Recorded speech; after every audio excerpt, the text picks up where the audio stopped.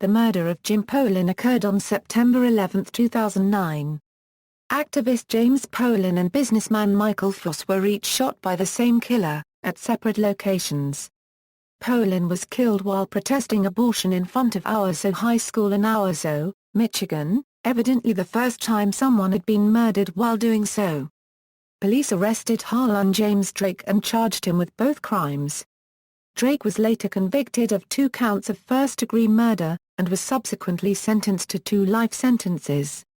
Background: Jim Pollin was a well-known Michigan activist and member of Operation Save America.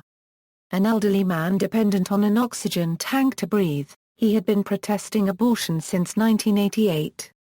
On the day he was shot, Pollin was leading a protest across the street from Owasso High School in Owasso, Michigan.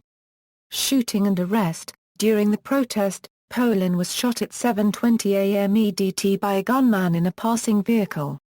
One witness recorded the vehicle's license plate number. Meanwhile, police were alerted to another murder, of businessman Michael Foss at a gravel business he owned. An hour after Pollin's shooting, police located and arrested the owner of the vehicle, Harlan James Drake. Drake indicated he had shot both victims. Pollin's murder was evidently the first time an activist had ever been killed while protesting abortion. Authorities said Foss was not connected to the pro-life movement. Police said Drake was offended by pro-life material that Pollin had displayed across from the school for the previous week. A Center for Reproductive Rights spokesperson said the shooting did not seem to be tied to the abortion debate and that Drake was not a pro-choice activist. Drake himself said that he killed Pollin because he and his mother were offended by the fact that Pollin was displaying a bloody, gory sign near a school where children could see it. Trial: while in custody awaiting trial, Drake attempted suicide by breaking a TV and using the broken glass to cut his wrists. Before the trial, Drake said he shot Pollin because his mother and nieces were upset by Pollin's graphic sign, which Drake felt should not be displayed near children. In 2004, Drake was involved but not legally responsible in a motor vehicle accident that killed 2 teenagers.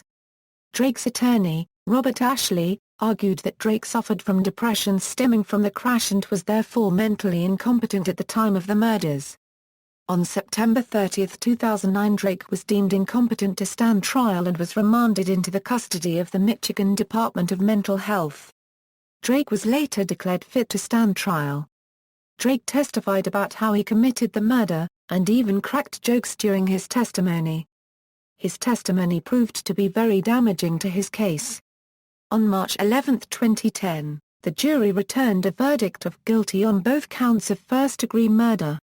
On April 22, 2010, Drake received life imprisonment and expressed no remorse for any pain caused to the families. Drake himself said he should go to jail forever. Responses: several pro-life groups and leaders have deemed Pollin a martyr. Lori Lamarand, president of Planned Parenthood East Central Michigan, stated the killing was tragic and expressed concerns that people would retaliate. President Barack Obama has called the killing deplorable, and stated that, whichever side of a public debate you're on, violence is never the right answer. Pollin's funeral was held at the Owasso High School football stadium. Pollin's family gave conflicting descriptions of him. His daughter Mary Jo Pollin said of him, "He didn't want to hurt anyone that hadn't hurt him or his family," adding, "They're talking about the babies today." That's what he'd say. She sang in a memorial service that drew pro-life activists from across the country.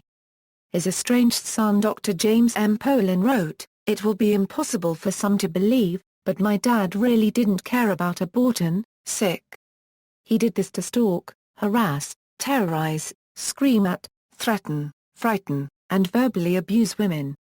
He was at the high school, sick because my niece was there, and female family members were always his favorite targets." The Right to Life organization Operation Rescue named Pollin Person of the Year for 2009. See also, Abortion in the United States, United States pro-life movement. References